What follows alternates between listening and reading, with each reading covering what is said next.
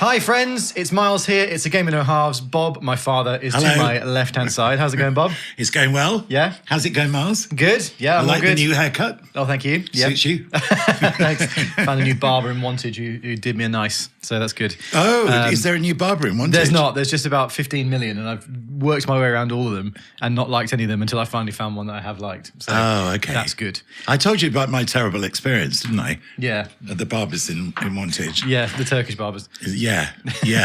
He said, "What do you do?" I said, I work with the BBC. And he went, "BBC bias." It was his opener. Cut my face as well. He was really aggressive. He was so angry with me that I worked for the BBC. It is outrageous, to be fair, isn't it? It's shocking, isn't it? Yeah. Well, anyway, how's life been for you over the past week? No haircuts that have gone No awry haircuts since for then, me. No, although I had a beard trim. I did have a beard trim. Amjad at Ted Baker. Very nice. Is my man. Yeah, the Ted Baker place is good. Yeah. So what else? Had a spinal CT scan. Yeah. Just to make sure everything's all right. Yeah, and you can still walk. And that I'm still standing. Yep. Yeah. And that's about it. No tour dates this last weekend. No. Well, I have some sad news, Bob. Oh, go on. Very sad, actually. My undefeated streak is over. Oh, yeah. No, this isn't great. It's very sad. I shot England versus Iceland on Friday night, and we all know how that went. Pretty dreadful, basically, wasn't it? England losing 1-0 to Iceland at Wembley in the final warm-up game before the Euros. Not great. No. They've turned into a little bit of a bogey side for us, haven't they? Yeah, a few times. But if you look at the other big sides in Europe, none of them played particularly well. It's flat. You could see that the players were like half. They don't want to get injured, do they? They were just going through the motions, honestly. No, that's right. Which is fair enough. I mean, big tournament coming up. They've all had long seasons, but still a shame that it was such a bad performance. I think the thing that I was worried about was the timidity of it. Yeah, sort of very again, flat and timid. I think that was just, it was. But I think it's to do with not wanting to get injured. Yeah. I think probably Southgate said that to them as well, to be honest. Yeah, don't get injured. Before the game, it's just like, this is just a practice match, really. Don't go all out. Yeah. Which is a shame.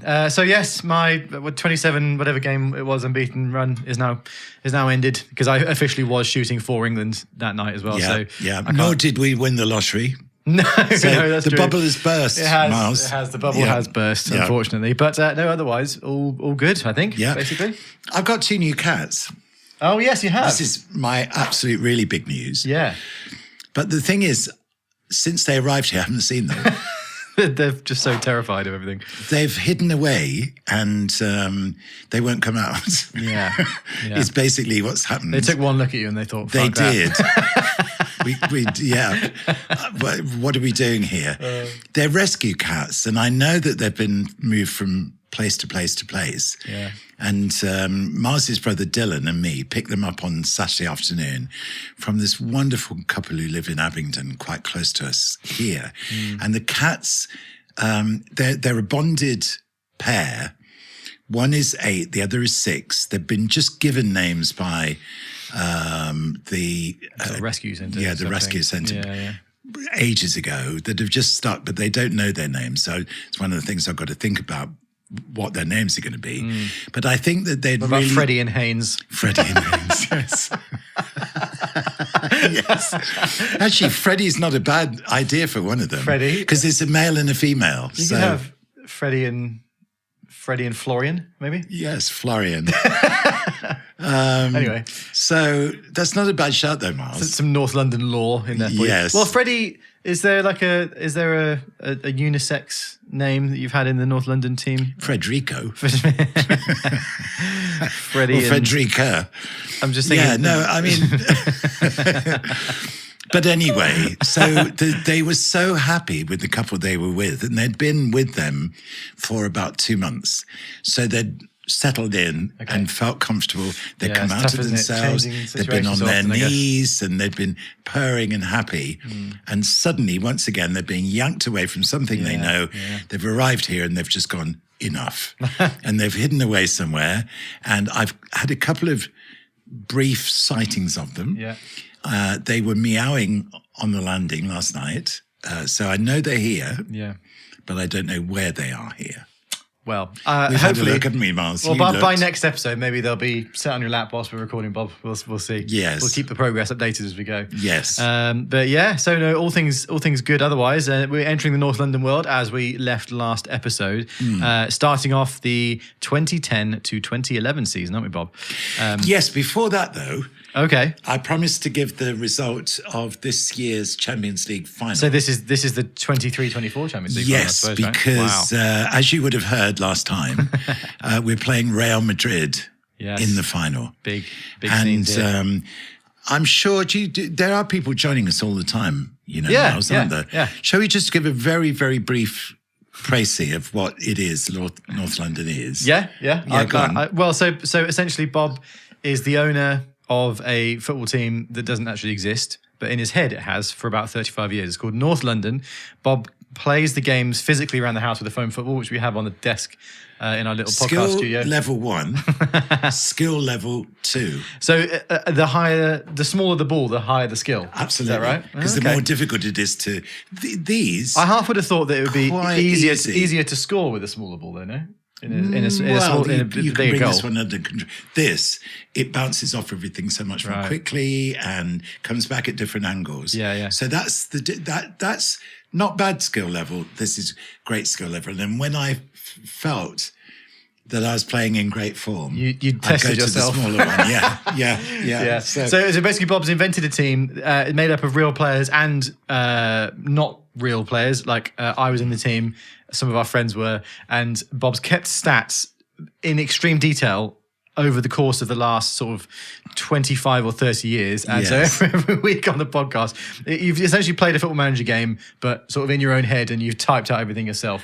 So I'd make a sheet of paper on this is the most recent look. And we're it actually having a literally- real behind the scenes look at everything. Look at here, guys. this.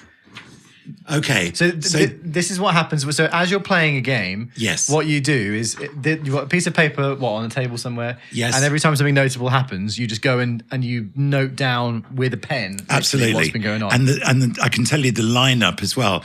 Now, normally I would write the lineup in at the same time. Yeah. So, and it's important this time because we got a scorer that doesn't normally score. In fact, I think he's only got about 2 goals or 3 goals in his entire career so far. Interesting. But got the winner. Oh. Against Real Madrid. I know that's a spoiler, but the way that the game went was absolutely incredible because North London took the lead via Musiala in the 22nd minute. Okay, explain the goal. Can you remember the goal? How was the move? Musiala, by the way, Yeah. is one of the discoveries of the season for us. He's played so Yeah. well. And he got the ball on the left, feinted to go on the outside, cut onto I'm just his imagining right, you doing all this with the phone and football at your curled feet. it round into the top right-hand corner. Beautiful. Lovely goal. He actually scored a very important goal in not the season that's just gone, but the last season for Bayern Munich, where they won the league very, very late, where he cut in from the left and curled one into the corner as well. He's a wonderful player. Yeah, he's good. So he hasn't had quite as good a season as he did last year in real life this year, has he? But I for suppose for North though. London, it doesn't matter, He's does been it? fantastic. So then we'd outplayed Real Madrid for the first 30 minutes. We got the goal. Yep. We were absolutely on top. But Carlo Ancelotti, this is Real Madrid. He raised his eyebrow. He raised his eyebrow on the touchline. and the whole level Yeah. of their play went up a notch. Yeah. Equivalent to the lifting of his eyebrow. And suddenly, from being absolutely on top of the match, they sort of ground back into us. Right. And by the time it came to half time, they'd taken control of the game and they got an equaliser 1 minute before half time. Oh. So we go into the break. And so obviously this 1-1. final's being played at Wembley, isn't it? Because, Yes, it is. Because in absolutely. real life, that's where it took place. So we come back out and Real Madrid continue their stranglehold on the game and they get a goal to take them into the lead on the 51st minute. Yes. Okay, then. So you could see everybody on the touchline, North London come on, because the team never knows when it's beaten. Of course not. And sure enough, we're attacking. Foul on the edge of the penalty area. Yeah. Who steps up? Dan Olsen. Dan Olsen, Academy product of North London. He's actually in real life a singer from the Faroe Islands. Yeah. So there we are. And has played in the Champions League For real. Yeah, that's right. We say that every time that we Champions League qualifying in the Faroe Islands. Yes. Big deal. So he scored the equaliser. So he scored the equaliser Yeah. from maybe about 3 or 4 yards outside the penalty area, just to the left of the D. Okay. Another curler. Nice. So then we're 2-2. But Real Madrid take the lead in the 72nd minute. Oh. After which I make a couple of key substitutions. Yeah. Because, I mean, I have to say it's disappointing, but of course against his future club, Mbappe, just very flat on the night. Okay. For those of you listening that might be confused at that, Mbappe's been a North London player in the North London universe, but of course in real life he's going to Real Madrid, so you're having to ship him off there as well. So off he goes. So this is his final appearance then. So it's his final appearance, and against his future club, and he's not put in a shift. He's not put in a shift. That's a shame. So I substitute him because I did have the option. Okay, because he was playing number 9 effectively. He was playing through the middle. Mm-hmm. And I did have the option of taking for Romani off, moving Mbappe to the right wing and bringing in Osimhen. Yeah. And eventually that's what I did. I brought in Osimhen for Mbappe rather than for Romani. Okay. So it worked. Interesting. Yeah. The reason being that Romani presses and fights and runs, and that's exactly what we needed. Yeah. And we pressed them into a mistake, and Musiala pounced on it, and from about the number 9 position, about 7 or 8 yards out, scored with his right foot, 3-3. Wow. Right? Then it's all us. It's all our pressure. The momentum shifted here. The momentum has shifted, but we can't get the breakthrough goal, and it really, really does look like it's going to go into extra time. Yeah. We get a final corner. Mm-hmm. Okay. Now, this is a move. This is Champions League 98-99 Ollie Solskjaer moment coming here, is it? It is. Because there's a particular move that we've only played out twice this season, but which is really effective like from a set piece corner routine on the left. Okay. Yes. Okay. So, and it was Musiala who took the corner. Yeah. Matt Astor starts by the touchline. So to all intents and purposes... So as in he's out on the left-hand side as well? He's out on the right-hand side. Oh, okay, sorry. So the ball is coming from the left. A deep he's corner. out deep on the right-hand side. Okay. So to all intents and purposes, to the defenders, he kind of doesn't exist. He's so far away from... But as Musiala shapes to take the corner, he starts to run inwards at an angle towards the edge of the penalty area. And as the ball comes across, he meets it full on from the right-hand edge of the penalty area, goes hammering into the top left-hand corner. 4-3. Matt Astor with the winning goal in the Champions League final. Matt Astor with the winning goal. Can you believe it? From a corner.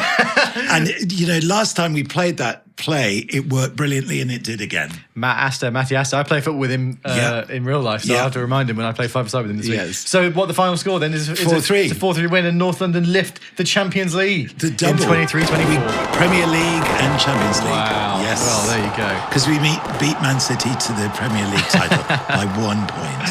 Amazing news. So there you go. You're brought up to date with the current North London whereabouts. Obviously, we've got the Euros and the Copa America coming up over the summer, and then so you'll be looking to strengthen in the transfer window. If you notice, I didn't mention Jude Bellingham's name there because this is the one thing it's provided quite a dilemma. Yeah. Right the way through the season, it's a bit like if you remember back to trying to fit Lampard and Gerrard into the same midfield. Yeah. Fitting Dan Olsen and Jude Bellingham into the same midfield has been impossible. It's been a challenge. So they're so similar in many ways. So is Jude possibly on his way out as well? No. He's what I'm getting him to do is to adapt. He's alongside Kataudi in the holding midfield role. Yeah, okay. Notionally, but given the freedom to... Sounds similar to what he might be doing for England in the Euros, I think. I think so.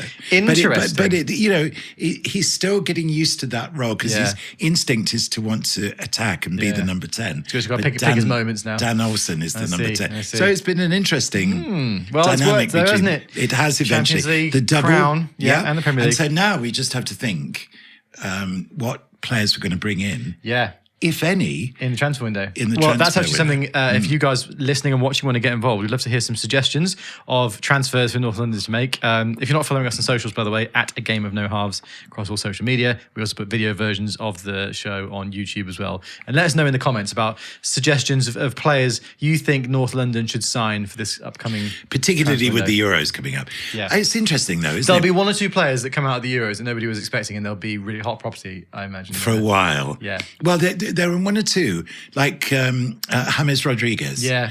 who I signed for North London after Yeah. that brilliant goal of his for But Mexico. he but was it brilliant. never really quite... And he was good for Real Madrid when he first went there. And it's just weird how it all... You know my Perhaps him. style of management with him? No, what? Arm around the shoulder. Yeah. Yeah, no, seriously. He was a confidence player. Yeah. So my feeling was that Bit like you Marcus just Rashford, I think. make him feel good and you're going to get the Yeah, best out of him. yeah, But yeah. it never really happened with him, did it? It's I guess a not. shame. Anyway, so So- back into the history of North London as we've been going through each episode. And as it Yes. stands, we're about to enter the 2010 to 2011 season, Bob. But Right. before we do that, and before we find out the transfer goings on Yes. of the summer, Yes. I want to put to you a football pointless for today's okay. opening quiz, all right? Right. So we work together on these, and if you're listening at home, you can play along. Basically, if you've seen the TV show Pointless, what happens is... Which I've been on a couple of Yes, times, you have. by the way. There's a question that's asked, and that question is also asked to 100 members of the general public. Yeah. And what you have to try and do is find the correct answer with the least guesses by the public. Yes. And if you get one that nobody guessed that is correct, it's pointless and you get 0 points, which is the best score. If you guess wrong and it's just totally wrong, you get 100 points. And then obviously if you guess a correct score that lots of other people have guessed, you still get quite a high amount of points. So what we're trying to do here, Bob, is come up with obscure answers Yes. that are correct. Yes. To these questions. The thing is also, when you're doing Pointless, the temptation is to try and kind of do some research or do some... You can't can't really, no, it's so research random. for Pointless. No. It's so random, No. yeah. So what I've done is on TikTok, there are a few accounts that post little football pointless trivia. Okay, Bob. Right. So okay. I'm going to start us off with one. Okay. The account's called Won the Ball, by the way, which is where we're getting these from. But we'll do a couple of football pointless questions before we delve into 2010 to 2011. Okay. All right. So the first one is, Yes.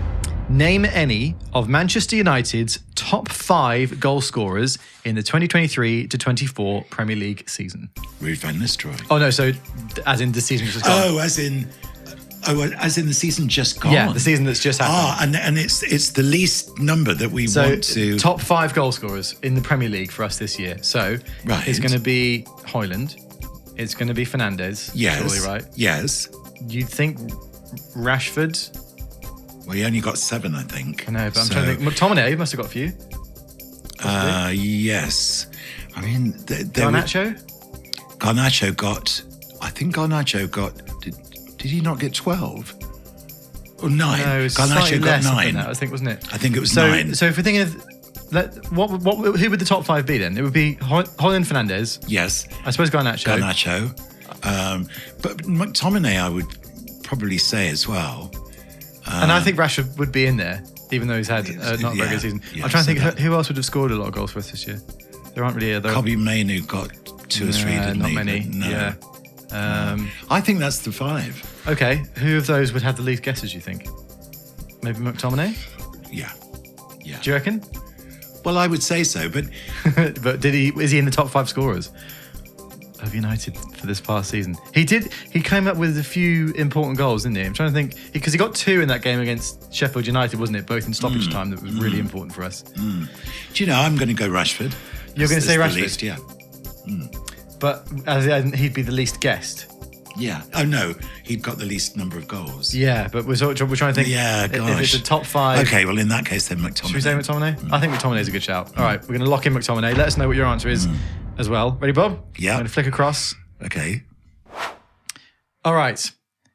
The most answered was Bruno Fernandes. Right. 66 people answered him. Yeah. Then Rasmus Højlund Okay. with 52. Yeah. Then Marcus Rashford with 40. Right. Then Alejandro Garnacho with 35. Right. And then Scott McTominay with 10. Yes. So we've smashed it. We've got the best possible answer. Yes, we have. So 10 points it was for that. But Okay. Yeah, so Scott McTominay, if you guys guessed that at home, very well done. We Yeah, did it. But we got, did it. How about that though, Bob? We got it fucking bang on. didn't Absolutely. we guessed every single one of those. Yeah. I'm very impressed with our knowledge there. Me too. And Scott McTominay was the exact right choice. Yes. So we've killed it there. Okay. Excellent stuff. All right, we'll do one more before we enter the season. So football pointless. So this is all. It looks like an end of season edition. So this is all going to be about the last season just gone. Okay. Name any of the goalkeepers with the top 5 most clean sheets in the 23-24 Premier League season. Okay. That's interesting because I think the Golden Glove went to David Raya, didn't it, with Arsenal? Yes, it did. So he'll be there. Yeah. You would think Edison for City would be there, I would say. Yeah. Jordan Pickford's going to be in there, isn't he? Because Everton kept quite a lot of clean sheets. I feel like he might be in the top 5. Alisson was injured a lot though, wasn't he? I wonder if would he have played that many? Well, maybe he would. And then thinking of other. So we're talking about clean sheets. Yeah, clean sheets. I'm trying to think of other decent defences this year. You got Leno for Fulham, who would have played a lot. Wolves' defence was quite tight as well, wasn't That's it? Jose Sarr, isn't it? Who plays a goal for them. Ooh. Oh. It's tough. I obviously, there are the obvious ones. I don't think it's worth going. So obviously Raya, Edison. I think Alisson probably would be in there. I remember he was injured for a fairly decent period of time, and I wonder whether that might have affected him being in the top 5. Jordan Pickford. You're saying Jordan Pickford. Pickford, I think, could be because I know that Everton were lauded for how good their defence was this year. Yeah. And so I feel like he might be a rogue shout, but might be in there. Yes. Do we play it safe or do we take a gamble? I'd go for Alisson. Alisson. All right. Alisson. Yeah. I just wonder do you think a lot more people would, but then maybe Pickford's not correct. What is the team with the best defensive record? It was Arsenal. It was Arsenal, So Leno, sorry, not Leno. Raya is a safe bet. Yeah. I wonder whether less people would have said Raya than, no, I don't know. Because Liverpool let in more goals than they normally do this season. Yeah. So I think people would probably think wasn't Alisson because he hasn't had such a good season. Yeah. So even if he let in more goals than usual, if less people voted for him, then we're gonna. It's true. I wonder if because he's such a big name, people who don't know that really much will just say Alisson out. Well, I'm thinking about that with Jordan Pickford. A lot of people would just go with Jordan Pickford. Okay. So what do you want to? I'll go with you then. Do you want to lock in Okay, Alisson? shall we try it? Alisson? Go on then. All right, here we go. So, the most popular answers. Yes. David Raya was first. Yes. Then Edison. Yes. 44. Yes. Then Pickford. Yes. With 32. Yes. Then Onana for United. Yes. With 19. And then Leno with 6. So he's not it's incorrect. So we got 100 points. Oh, that's not great. Oh, no.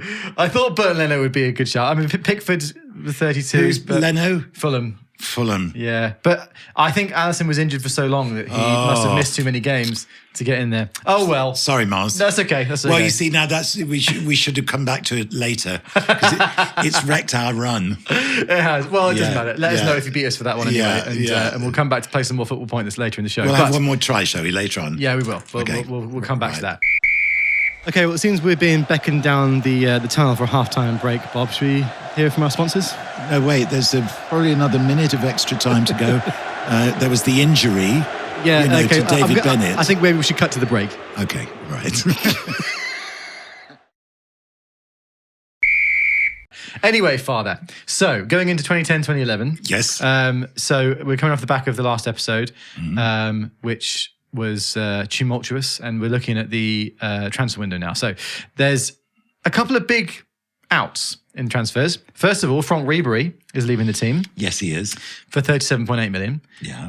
Yaya Touré's off as well, for 24. Yes. That might be because he joined City at this point, right? Yes, it would have been. And there's a rule that Bob has that if a player of his joins another Premier League team, he's not allowed to have him in the team, so he has to sell them. Yeah. So that must be what happened there. And then also Andrade, this is the second time he's been sold, isn't it? Because you bought him, then you sold him, then I think you bought him back, and now you sold him again. So he's off for 5.3 million. So it leaves. Never worked with Andrade, did he? But he was one of your favourites. Was he? At Well, the time? he was, wasn't he? I've You tried- liked Andrade. I can't remember now. Maybe. You did. Back then. Yeah. So you're left with 164.6 million pounds in the transfer window, Yeah, Bob. that's not bad for Yeah. the time. That's really good, actually. No, and the first person you're bringing in is Schweinsteiger. Yes. Which is an interesting purchase, 31.6 million. Yes. Back in 2010, how old would he have been then? Because, so when was he born? 84, 94. So you do the math here, Bob. Yes. So it'd be 26? 26, 27? Yeah. I love So getting in players in the prime of his career, approaching you their would prime, say. yeah. In fact, and he was such a good player. he was great. And also, he I could do think- everything in midfield. couldn't he? Yeah, and at this point, Miles, I think I got Mats Hummels You in do have my Hummels as team. well, yeah. So to put the two of them together, Yeah. particularly if they're holding, in the midfield, Yeah. that's a very, very good combination. Because Mats Hummels was predominantly left-footed. No, he's right-footed, definitely. Was he? Yeah, Oh, yeah. in my head. Oh, in North London, he was predominantly left-footed. You retrained him. I did, yeah. And Schweinsteiger said they made the perfect. There you go. Yeah. Oh, yeah. So in real life, Schweinsteiger just come off of 3 seasons in a row with Bayern in the Bundesliga, where he played 30+ games, Yes. Scored a handful of goals. Yeah. So yeah, you're signing him in the prime of his No, career. it was a good signing. Yeah, so 2010 to 11. He's probably the biggest signing of the transfer window. You've also brought in David Luiz, which again is very interesting. And this would have been, again, I think before really he had become a household name at that point. So Did I bring in David Luiz? I don't remember signing David Luiz, actually. I mean, it says here you brought in David Luiz. Is there another Luiz, do you think? It literally says David Luiz, so I imagine... In that case. I can't imagine there's anybody else. No. In that case, then, there's 16 irrefutable evidence. No, I suppose. 16.4 million. He is 2 years younger than Bastian Schweinsteiger. So you're getting him in his sort of early 20s. I wonder where he is at this point. I wonder if he's still at Benfica. Yeah, he's still at Benfica at this point. You have to say- you signed him the year before Chelsea did, actually. Haaland, if you go through the record of North London... It's good scouting. And the times that they sign key players, Yeah. it's always a year or two before the other big sides have is. known about Yeah. them. Yeah, This was kind true. of after his first real full-on first-team season, because the 2008-2009 he played 19 games in the league for Benfica, 09 to 10, which is the previous season. He's played 29 games for them. So you've signed him just really as he's broken into the first team at Benfica. And how did Benfica get on in Europe that season, does it say? Because I must have seen him somewhere. I mean, one of the ways that I used to scout is literally go online and look at the players, look at films of the players, playing for their clubs and just assessing them from that. I mean, I know, again, a show reel isn't necessarily the way, but you can learn a lot. Well, you get show reels of players who sign for United all the time or are thinking of signing, and it makes them look like the best player in the world, doesn't it, when you look at their ultimate highlights. Fred was one of those for me. I was like, oh my God, we've signed an absolute superstar. I did like Fred, but same. Never really. Anyway. Well, and Memphis Depay to a certain extent. Yeah. It says here, so in 2009 to 10, Benfica won their 32nd Primeira Liga and their second League Cup. They saw the definitive breakthroughs of Angel Di Maria, David Luiz, and Fabio Contral. Yeah. While Oscar Cardozo, who was one of my favourite players, actually, I loved him, big Paraguayan left-footed striker with an absolute cannon, had his best season yet, scoring 26 league goals. So they clearly had a very, very good 09-10 season, didn't they? Yes. And they had some breakthroughs. Yes. But David Luiz is the player that you've chosen. Very good. It means you've got 117 million left in the transfer budget as well. Okay. So you've got a decent amount to go back into the January transfer window with, I guess, if you need it. Right. No details of a pre-season tournament here, Bob. But so there are... Oh, that's because it was after the World Cup Cup Championship. Yeah, exactly. So I should imagine also that the team will come back a bit more gradually. You're totally right. Yeah, okay. It's not going to start with the first team. So the first game of the season is away against Wolves. It's a 1-0 win. Yes. Sam Toklov. But the team, Schweinsteiger goes straight into the team alongside Mats Hummels in defensive midfield. Yes. Pato, Ozil and Ian Giggs in behind Ben Granville up front. Yes. With a 1-0 win. You follow that up with a 2-0 home victory against Spurs, Toklov and Pato. It says good second half performance following What I used to do change. is actually on the summary of the matches, say as each player comes back from holiday and returns to the team. Yeah. So a 2-0 win against Spurs. Yeah. But then It's an away defeat at Chelsea. It says post-World Club Championship hangover hits as flat performance results in comprehensive defeat following 11 straight wins. Wow. So it's a defeat to Chelsea away. I mean, the team is looking pretty good though. What is the team then? So I'm in goal, Bedwell, Hoffland, Haynes and Bennett across the back. Schweinsteiger and Weber in defensive mid with Gigax, Riquelme and Villa in midfield, and then Toklub up front, but Torres, Ozil and Pato all came on 70th minute onwards. Right. So that means after 3 games, you are 4th, but you can never really tell much from the table at this point in the season. Okay. But it looks like the World Club Championship hangover is over, Bob. You've taken a paracetamol and the headache's gone. Yes. Because you have a home victory against Aston Villa that ends 8-0. 8-0? Who scored?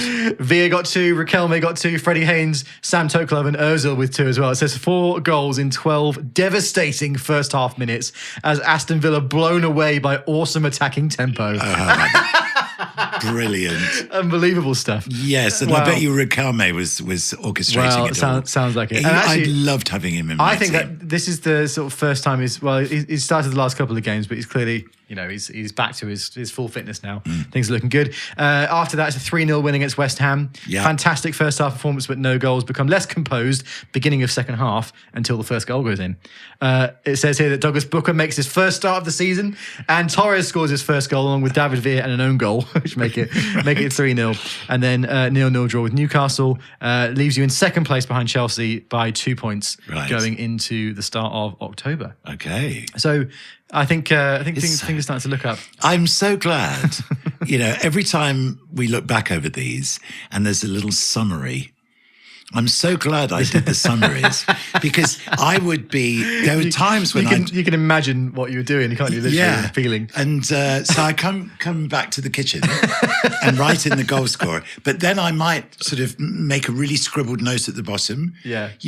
Comes from 10 minutes of sustained pressure or something like that. Yeah. So when I went over to the studio and translated all this onto my PC, I got the raw material to make that commentary. There you go. It's working well, clearly. So the next game is what looks to be a very hard-fought 1-0 win at home against Blackburn. Dylan in the 89th minute with a header, apparently. Wow. With the winning goal. He didn't score many with the header. No, he didn't in real life either. Not very good in the areas of Sundays. Anyway, it says really poor performance. Scrambled winning goal from far post header following a corner from the right. Yep. Only 3 goals in the last 5 games, Bob. Wow. That is surprising. Yes, it is. For a North London team, 3 and 5 is a lack of form. Particularly with the firepower we've got. True. And then, away against Bolton Wanderers, it's a 3-2 defeat. Wow, stuttering start then. Yeah. Well, it says here, post-America/World Cup slump continues. So you're still feeling it after the World Club Championship. Yes. It's really interesting at this very moment in time when we're recording this about the World Club Championship. Because have you seen that Real Madrid have withdrawn from the Club World Cup today? Ancelotti's. I did not see that. They've withdrawn because basically what he said is that the prize money is so puny. Yes. It's not worth their time to go and play. Honestly. Hang on, I'm going to look this up because it's also, as of recording this, Carlo Ancelotti's birthday today. Oh, is it? He's 65, so he's officially a pensioner. Do you think they'll give him a sort of eyebrow-shaped cake? I'd love that. That'd be great, yeah. It would be good, wouldn't it? I'm just going to look this up because, it's interesting. They could sort of invert it, couldn't they? all the candles would be eyelashes. Yeah. Full story. Real Madrid refused to take part in the Club World Cup. Sorry. It says Real Madrid boss. Okay, this has just recently, literally been updated a few minutes ago. Real Madrid boss Carlo Ancelotti forced into embarrassing U-turn over FIFA Club World Cup comment. Real Madrid and Carlo Ancelotti have been forced to clarify comments. They've been crowned champions of the world a record 8 times. Blah blah blah. There could be as many as 7 extra games, meaning there could be a situation where Real Madrid, if they won, everything next year, would play 72 games next season. And obviously, there's the Euros and stuff this summer. I mean, it is crazy. Yeah, no, it's pushing the players too much. He appeared to indicate that Real would reject the opportunity to be involved. However, he would later take to X, which must have happened here, formally known as Twitter, to issue a statement, blah, blah, blah. So he's obviously had to U-turn on it, which is interesting. But I can see kind of where he's coming from in a funny way with the amount of fixtures that players have to play. 100%. Yeah. What's more difficult to understand is what Man City are doing right now. What, suing the Premier League? Basically, suing the Premier League and suing the clubs in the Premier League is basically what they're doing. Yeah. I mean, that's all we need to say. Yeah, fair enough. Anyway, I mean, it might have served you well to have not played in the Club World Cup so far this season, Bob, because the slump continues. Only 2 wins in the last 6 games, 5 away games without a win since the opening day of the season. Gosh, that's really quite a run, isn't it? The players probably travelled out at this point, maybe travelling away. It's just a bit too much for them. So that was punctuated by that 8-0. Yeah, you did it, yeah. But otherwise... I know, I mean, the 8-0 was you really truly returning to form. And then you follow up a home game against Man United, 2-2 draw, which, isn't the worst result in the world. So where are we then? David Villa header and Ozil played well, but miss a hatful of first half chances, Wow. apparently. So you do remain in second. How come? Well, there are 4 teams on 17 points. Man City, Man United, Arsenal and you. Yes. And Chelsea are 5 points ahead of everybody else on 22. Okay. So they're kind of pulling away already. But Yes. you're in a group of a lot of other teams. Spurs and West Brom are on 15 points at this point in the season. So it's an interesting looking table so far. Yeah. Not the best start to the season. This is a bit like so Man United teams of old used to do this, didn't they? Not start brilliantly. Well, and Man City this last season. Yeah, true. Quite honestly. Yeah. It was after Christmas they came and the season alive. before, I guess. Yeah. Just that surge of like 11 wins in the last 12 games. Yeah. It's inevitable, really, sort of isn't it? thing. Yeah. Yeah. So then after that, hoping to build upon some better results now. 3-1 away win against Everton, Torres and Riquelme with 2. Riquelme. Then a 3-0 away win against Sunderland, Riquelme with 2 more, and Torres again. He's just the and best. And then a 2-0 home win against Liverpool, which is a big result. Honestly, I keep Dylan saying and it, Torres. but I honestly think that Riquelme at that moment was my best signing. He was like the Cantona of my signings. He really was. He was just so good, and he felt he had a point to prove. Yeah. Because Argentina had rejected him. He felt very rejected. Yeah. And he was determined to show what he could do. Was he an arm round the shoulder type of Yeah, player? he bloody was. Just boost him up, make him feel great, send him out there, and he was terrific. Yeah. Well, unfortunately, you're going to need to give him an arm around the shoulder now, Bob, because it says routine win marred by 2 huge injuries. Riquelme and Weber expected to be out for a month. Oh no! Oh, just as he hit form. Real form. A curveball has been thrown into the mix. But Chelsea have obviously had a run of bad results because it means now that you are still in second, but you have a game in hand over Chelsea and you're 2 points behind them. But my main man is injured. But Riquelme is injured for a month. How is that going to affect the results? Well, I don't know. How is it? Well, we'll find out right now. Away against West Brom, it's a 4-0 win, so clearly not so bad. You had Meza Ozil. So who was playing number 10 then? Yeah, Ozil was in number 10. This is a young Ozil at this point, so he's stepping into his shoes. Bennett, Villa, Ozil and Toklev with the goals. You then beat City 5-1. And Ozil... This was before City got really good. Ozil hat-trick in that game, so he's filling the boots of Riquelme very well. Toklev in an own goal on that, and then a 0-0 draw away at Birmingham means going into the Christmas period. Bob, you are now top of the table by 2 points. Wow. Chelsea have really fallen off. You're on 33 points. United 2 behind on 31, and Chelsea 2 behind them on 29, along with Arsenal. So I've survived. I've got through that difficult patch. Yeah. Or was it 2 wins in 9? Something like that, yeah. Yeah. But and here I am now. Yeah, scoring goals again. The resilience. The Birmingham City 0-0 draw, it says. It says difficult game in icy conditions. Icy. At the end of end of November in 2010. It must have been a cold snap in the UK. I bet point. it was. It says, how on earth did I replicate that in here? Yeah, I don't know. Just you're out there with a hose and turning the heating off for a few days.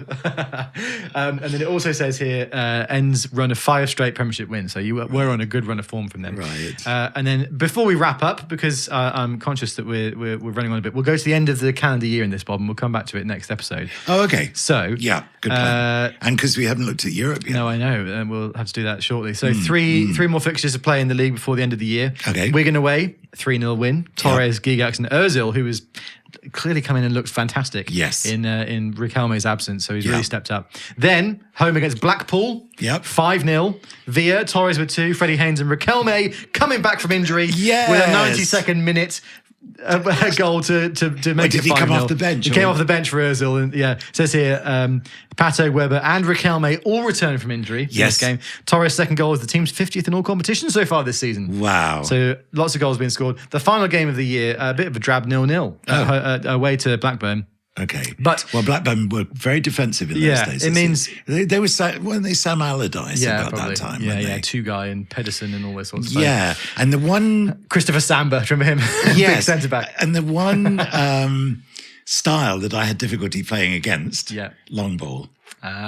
We weren't built for it. We didn't like playing it, and teams like Blackburn, like Bolton, sometimes West Ham, at certain times, would just long ball us. Yeah. Burnley. Hence why you beat Blackpool 5-0, because that was the year, I think, possibly where it's Ian Holloway, wasn't it? Yes, and he did try to play some nice football with them, but ultimately they weren't good enough. A little bit like Vincent Kompany with Burnley, I think, in the Premier League this year.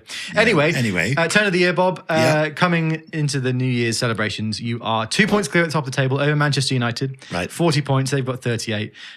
So things are looking up. Good. For 2011. So have we got one more pointless question then? Well, we do. Yeah, we do. If we go back into it, we'll carry on at sort of a 23-24 roundup. Okay. This is going to be a difficult one. Okay. Right. Name any of the players with the top 5 most chances created in the 23-24 Premier League season. Well, Bruno is right up there. Bruno's going to be number 1. Yeah. I imagine Martin Ødegaard's going to be in there. He's a wonderful player. Yeah, he's great. He really is. Yeah. You know, to me, actually, of all the players that we've seen in midfield this season, he's Arsenal's player of the year, wasn't he? I've loved watching him. Yeah, he's great. He's so subtle in those little, really penetrating, angled, like 7 or 8 yard passes right into the heart of the penalty area. He's so great. What I like about him is he was one of these like future wonder kids that Real Madrid signed really early, and that happens quite a lot, and they don't ever live up to. Sounds a bit like your average record label. Yeah, maybe. But I love that he has. What was it Dave Stewart said on the whistle? Sign 'em, fuck 'em, drop 'em.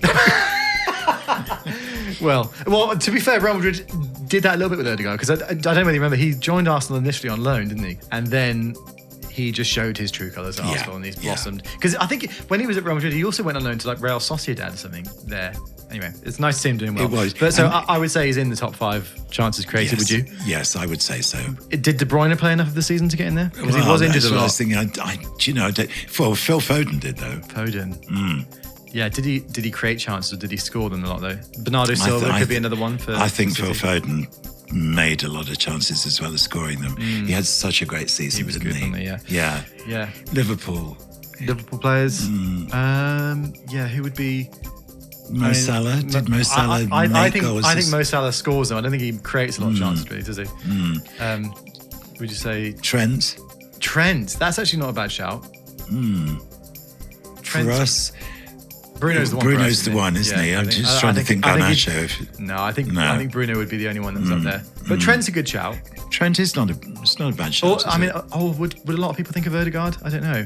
There's got to be a player for a slightly lower team that's created a lot of chances this year that we're not thinking of.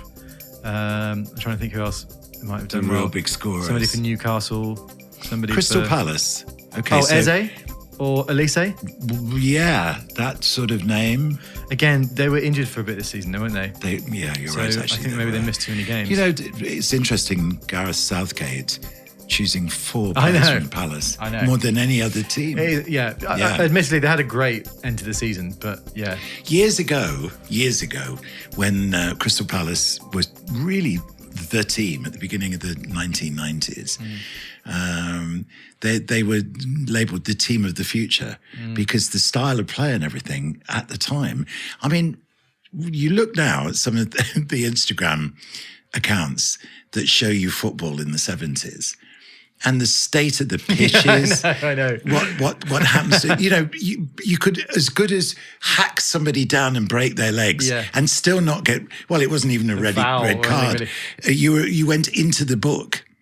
So when nowadays you hear of a booking, it's in the old days the referee literally used to turn the player around, write their number and their name in the book. Yeah.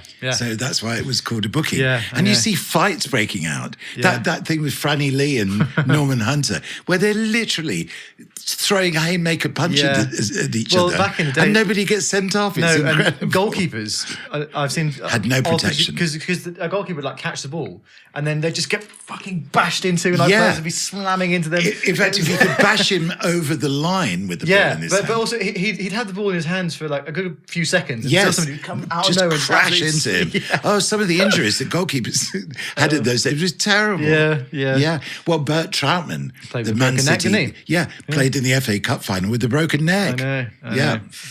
Not these days, Bob? No. So anyway, right. So we're saying Bruno, Odegaard, Foden. Yeah, it's like a Monty Python thing, isn't it? I grew up licking the gravel from the drive out, the road outside. Yeah. So I think Bruno's going to be too obvious because he's always at the top of them. Odegaard or Foden could be interesting. Are there any other ballers? I mean, somebody like Eze would be quite good but I think again he was injured for a lot of this season. And Bournemouth are the other sort of attacking team, aren't they? But Newcastle, just going through some of and Spurs, who would be creating chances for the Spurs forwards. Because again, Son scores them mostly, doesn't he? Yeah. Like Maddison, again, he was injured a lot though. Yes, he was. Maybe we should just lock in somebody that we know is going to be in there. Should we like an Odegaard? Go for Odegaard. Yeah. I think of all the people that people know, he's probably the least likely. And yet we think he's fabulous. So. Okay. Well, let's go with that then. Should we lock in Odegaard? All right, here we go. Go for it. So, any of the players with the top 5 most chances created in 23-24 Premier League season. Top is Bruno Fernandes, 35. Second is Bukayo Saka. Yes, of course. 30 people voted for him. Yeah. Then it's Odegaard with 21. So that's the entire 100 used up. So there are 2 pointless answers for this. These are good. Pascal Gross for Brighton. Okay. And Andreas Pereira for Fulham. Wow. Who has had a brilliant season. And, I'm really glad to see him doing so well. He scored a great goal for Brazil the other day as well. And obviously he came through the United sort of academy system. And it was at the time of like Moyes and he was always used in central midfield and it just never really worked. But you could see there was a player there. Yes. And I'm really glad that he's gone on to prove himself. Oh, that is good. So there we go. But I think we did quite well there. So Odegaard got us 21 points, which is fine. So in total we're 121 plus. Plus whatever Scott McTominay was, which was 10. So 131 out of 300, which isn't terrible. Too bad, is it? Let us know what you got for Football Pointless. Yeah. I realise also we took a bit of a break from the Premier League goal scorers quiz this week, so we'll bring that back next week as well. Oh, yeah. So before we go quickly, so we said we'd just take a quick look at the Champions League you got those stuff. still there? Oh, I do. So I know that last week we sort of threw to the fact that the first group stage game was against Roma. Yes. Which ends a 2-0 victory. Yes. Haynes and Riquelme. Riquelme in such great form. I think we did maybe briefly speak about that last time. 0-0 draw with Basel. 4-1 win over CFR Cluj, which Dylan, Villa and 2 from Ozil with the goal scorers there. Yeah. Then a 1-1 draw with Cluj, a 0-0 draw with Roma and a 0-0 draw with Basel means you were top of the group when we left last time, weren't you, with 10 points. Yes. Going into a playoff sort of knockout game in the last 16 against Inter. Yes. Which ended 0-0 in the first leg away from home. Right. 4th consecutive European draw, only 1 goal scored in the last 4 games. And actually that's true. That's 3 0-0 draws in a row in Europe, isn't it? There's one thing about this. If for some reason I was away and simply couldn't play a match, and maybe I'd go 2 or 3 games getting behind. They'd just be 0-0. I'd just give them 0-0 draws. Right. Okay. So where were you then at this point in time? I don't know. In America, possibly? It says, oh yeah, you maybe were, because it does say about having an American trip, doesn't it? I bet you were out there for the CMAs. November. Yeah, it must be. Probably something like that. Yeah. So, yes. So the default would be a 0-0 draw. Okay. Because even if I thought it's 1-1, it isn't 1-1 because I hadn't scored, you don't know who scored the goal. No. So, well, that makes sense. Well, in which case you're back at that point. Well, this is February, this game, so maybe you went away again. Anyway, or maybe you were back and it literally was a 0-0 draw. Could have. I've got a feeling there's something happening. Yeah, might have been C2C that weekend or something. Yeah. Could be. Yeah. Anyway, you're back for the second leg with the home fixture. 0-0 from the first leg. The home fixture ends 4-0 to North London. Yes. Bennett Haynes, total of an own goal, which sets you up with a quarter-final against Schalke. Okay. Which should be interesting. That sort of stage, Neuer was playing for them, I reckon. Yes. Maybe Ozil was there I think he was there at some point. Maybe Raul. No, he was playing for me. Well, of course, yes, yeah, and obviously. So we'll see how he does next time. So Okay. that's where we leave things. So we've Yes. got the quarterfinals of the Champions League against Schalke, top of the Premier League as it goes into the turn of the year. So things looking good for next episode then, Bob. Very good. Yeah. Well, thank you all for listening and for watching. Like I mentioned, if you don't follow us on socials, please do at A Game of No Halves. Also, if you rate us 5 stars and subscribe on wherever you're listening to this podcast from, we would love you forever. Mm-hmm. Any parting words for everybody, Bob, before we leave them? Well, I hope very much that eventually I'll meet my cats. Yeah. Well, it would be great to think next that I week as might well. actually get to see them between now and when we're back with you. Yeah, updates next time. Yes. Thanks for joining us, everybody, and we'll see you for A Game of No Halves again very, very soon. It's Miles and Bob saying Bye. goodbye. Bye-bye. See ya.